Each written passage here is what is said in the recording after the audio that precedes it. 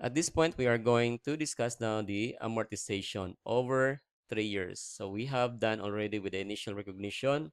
This time, what happened now after or during the 3 years? Okay. Okay, this is our amortization table. In the amortization table, since this is non-interest bearing note, so we just put in here at first the present value. Then afterwards, after 1 year, we just multiply it with the present with 15%. So ito, kinuha ito sa 263 263k times 15%. Okay, yun na yan. Okay? Then afterwards, after 1 year, ito na naman ang gagamitin mo. 302 450 times 15%. Okay? Then, so on and so forth. So, ganun. So, ito lang, whatever is the balance is i-round off mo na lang kasi para papasok ka dito sa 400,000. It must be that at the maturity date, which is in this case, December 31, 2028, we have to make sure that our amortization table show exactly the same amount on the face value of the non-interest bearing note. Okay? I hope that you follow. Okay. Ngayon, paano natin i-journalize yan? So, ito na yung mangyari. Okay. Since itong total na to, ito yung total talaga ng ating discount. I mean, yung notes receivable discount na how much? 137,000. So, all in all, ito talaga ay 137,000. Okay. So, yung 37,000 was broken into ito yon based on the amortization. Okay. So, first amortization is yung discount. Pag mag-amortize ka, ilalagay mo yung discount on the debit side. Then, ang kanyang credit side is interest revenue. So, every time na magbabawas ka ng discount o the notes receivable, mayroon kang equivalent na interest revenue that would be recognized. Okay? In each end of the or in every interest date. Okay? And at the same time, on every reporting period. Kasi sometimes the interest rate, okay, maybe later ko na lang explain kung bakit ganun yung sinasabi ko. Okay, so yon kita nyo. And on December 31, 2027, so ganun pa rin yung nangyari. Okay, so yon 15%, yung 263, dinagdagan yung 39. Bakit nadagdagan ng 39? Bakit nagiging 302? It's because every time na mag-reduce ka ng notes receivable mo, yung principal or yung amortized cost is increasing. Okay. On 2028, okay, ito na. So, natanggap mo na yung cash, 400. Tapos, yung final na amortization mo on your discount on notes receivable. Then, reverse mo yung notes receivable mo on the credit side. Tapos, i-record mo din yung interest revenue mo on the credit side. So, ganun lang. Simple as that. So, that's it. Okay.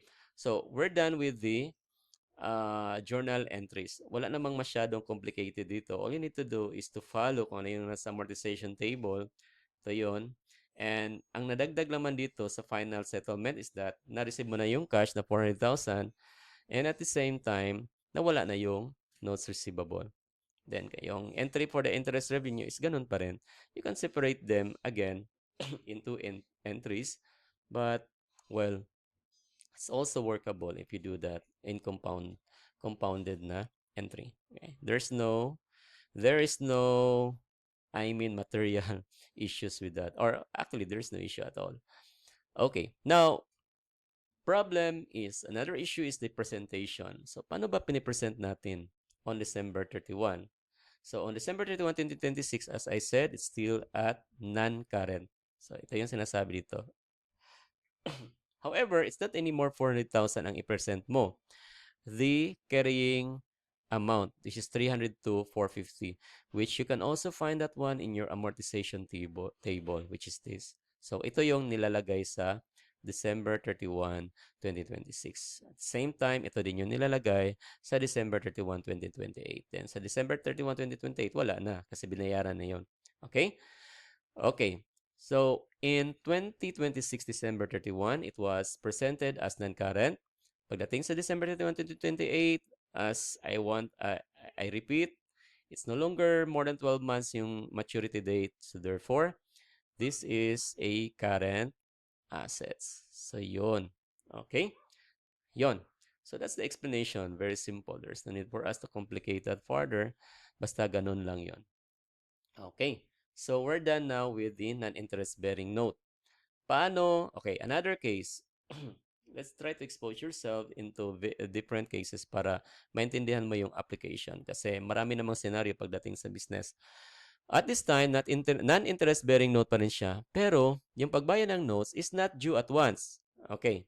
Kanina, due at once. Sa ngayon, not due at once. Annuity na siya. Mayroon ng annuity. Meaning to say, installment. Okay, ang pagbayad. Okay. Or it could be equal or it could be not equal. Basta ano siya, basta ganun. Installment yung pagbayad. Okay, now let's have this one. The same information except that the non-interest bearing note for 300. 300 na ngayon, hindi na siya 400. Kanina 400 yon. Is payable every December 31. Okay. So starting 2026. So December 31 din sa 2027 and December 21 sa 2028. Okay. Again ha, non-interest bearing note and installment. Okay, so how do we deal with this one? So the first problem is that how do we compute the present value? Yun yung pinakaunang problema kasi dito is medyo kakaiba na siya. Okay, so dito muna tayo bago mag-journal entry.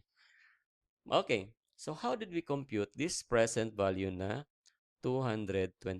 Okay, at this time, maybe simpler lang yung kanyang computation. It is because the annuity is equal in 3 years, 100,000 every year. So how do we compute this annuity? Ito. Okay? Itong 2.28. Okay, so meron tayo, kung hindi yan given, pero kadalasan given yan. Okay? So meron yang dati, ito yung ano namin, 1 minus 1 plus 15% raised to 3 over 15%. Okay, ganun yung computation namin. That would result to 2.2832. As I said, always have an allowance of 4 decimal places para near to accuracy or to 100% accurate yung computation mo. Okay. So, ganun yung pagka-compute. So, dito, i-multiply lang yung 100,000 with this. Okay. This is only applicable. This computation is only applicable if the installment is equal every period. So, again ha, this is only applicable na makakompute ka ng annuity, i-apply mo tong present value factor kung yung installment dito ay equal amount in every period. Okay, so that's it. So, ngayon, having this, arriving this present value at 228, we have now our discount discount on notes receivable at 71,680. So, ito yung nakalagay dito.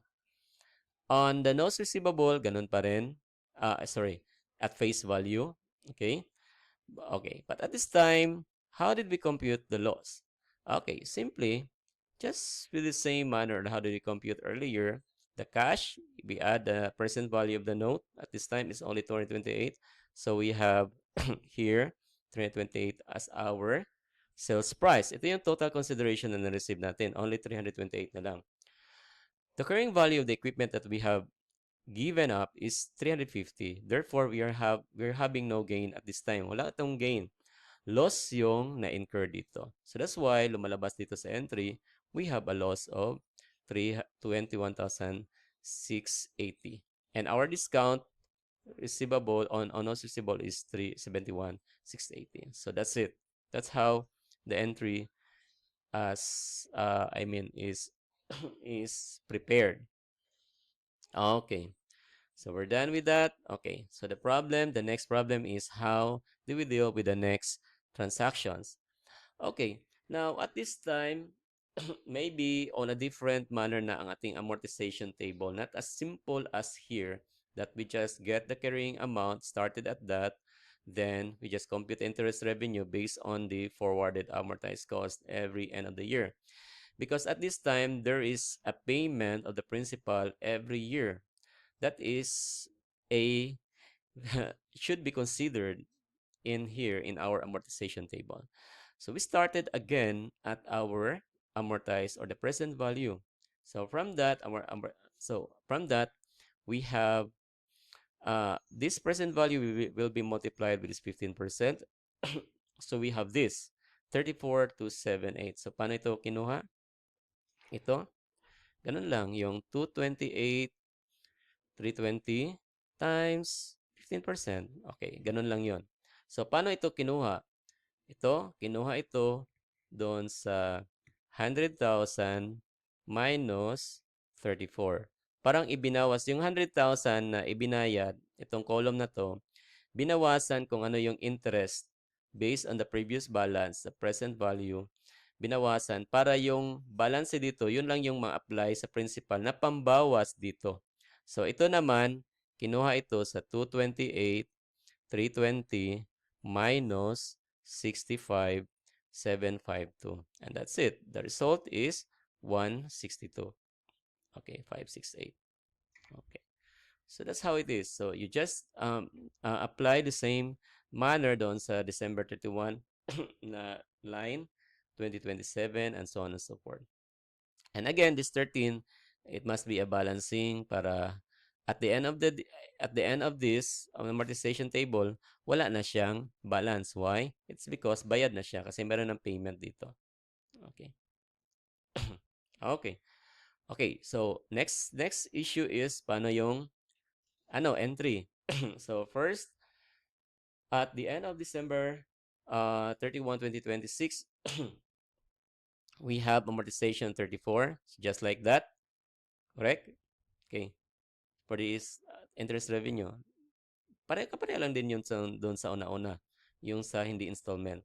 However, at this time, we have additional entry. It's because naka-receive tayo ng cash na 100,000. Okay, yun. Yun. So, i-credit natin yan sa notes receivable principal na 100,000. Remember that our notes receivable was measured at face value. Gross, 300. Ha? Yun yung nakalagay dito. Okay, 300. So, yung i-credit natin is at face value din sa 100,000. Okay, ganun din yung gagawin natin sa 2027. So, again, this amount is coming from here. Okay, ganun. Okay? So, refer ka lang doon sa amortization table. Then, pagdating sa 2027, ganun din, ka-receive ka ng cash, 100,000, so on and so forth. Ganun din sa 2028. Okay? So, very simple, right? Only the key on that is that we should know how to prepare this amortization table kasi nandito na yung lahat ng data related or relevant to your journal entries preparation. Okay.